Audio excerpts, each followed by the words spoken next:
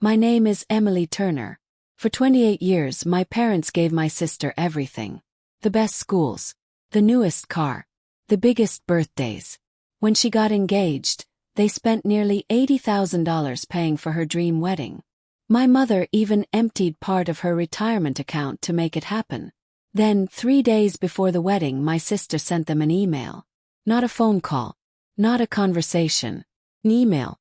It contained 7 words that shattered our family forever. You're no longer welcome at my wedding. My parents thought it was a mistake. It wasn't. And what happened next left my sister completely alone on the most important day of her life. Growing up, my younger sister Chloe was the center of the universe. At least according to our parents. Everything revolved around her. Chloe wanted something, she got it. If I wanted something, I got a lecture about responsibility. I learned to live with it. Eventually, by the time I was 33, I had built a successful life for myself in Denver. I had a career, home, a small circle of close friends, and very low expectations when it came to family. So when Chloe got engaged, none of us were surprised when my parents immediately took over. The wedding became their obsession. Every weekend was spent venue shopping. Every conversation became about flowers, dresses, photographers, and guest lists. My parents paid for everything. And I mean everything. The venue alone cost more than my first car. Whenever I suggested they slow down, Mom would smile and say, "You only get one wedding." I wasn't so sure about that. But I kept my mouth shut. Then Chloe started changing. First it was small things. She became obsessed with appearances. Status, social media, image. Nothing was ever good enough. Not the flowers, not the menu, not the venue, not even the people helping her.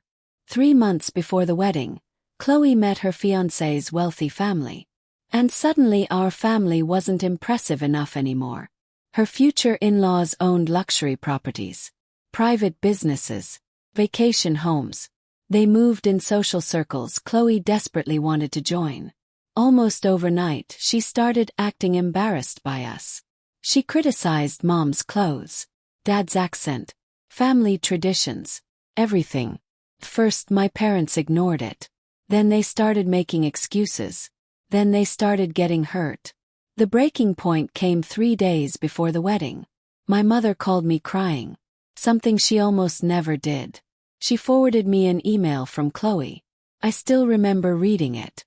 Chloe explained that having my parents attend would create the wrong impression with certain guests.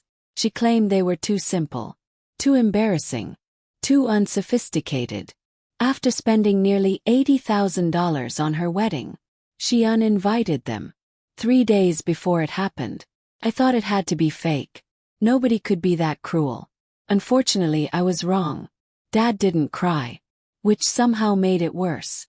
He just sat quietly, staring at the wall. The man who had worked overtime for years to give Chloe opportunities couldn't even process what happened. Mom was devastated. But even then they refused to fight back. They said they didn't want to ruin Chloe's big day. I disagreed. Strongly. But it wasn't my decision. Then something unexpected happened.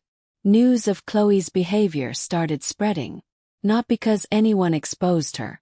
Because people couldn't believe it. Family members started withdrawing from the wedding. Then close family friends canceled. Then longtime neighbors declined. The more people learned what she'd done, the fewer people wanted to attend. Still, Chloe refused to apologize. She claimed everyone was overreacting. She said she was protecting her future. Whatever that meant. Wedding day arrived. And Chloe got exactly what she wanted. A wedding without our parents. The problem. She also got something she didn't expect. Half-empty tables. Missing relatives. Missing family friends. Missing support. The room felt cold. Not physically.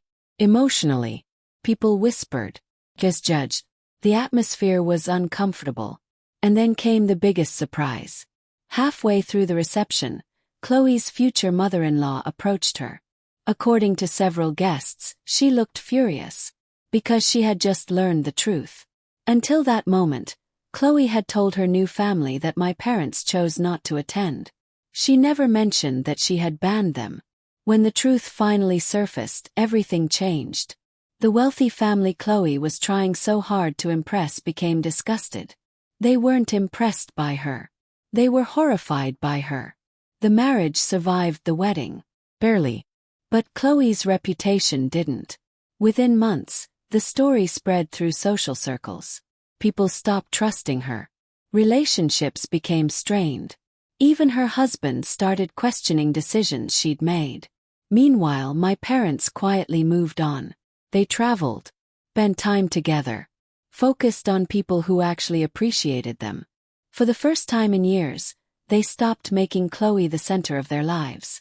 And strangely enough, they seemed happier. Nearly 2 years later, Chloe showed up at my parents' house. Alone. No designer clothes. No attitude. No excuses. Just tears. She admitted she'd spent years chasing approval from people who never truly cared about her.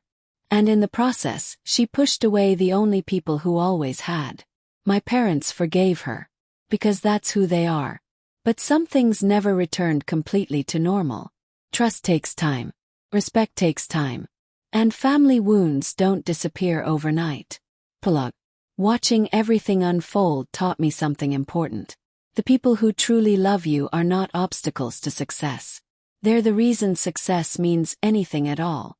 And anyone willing to throw away family for status usually discovers too late that status can't love you back. If someone ever chose appearances over family, comment "family first" below. And remember, the people standing beside you before success are usually the people who deserve to stand beside you after it too.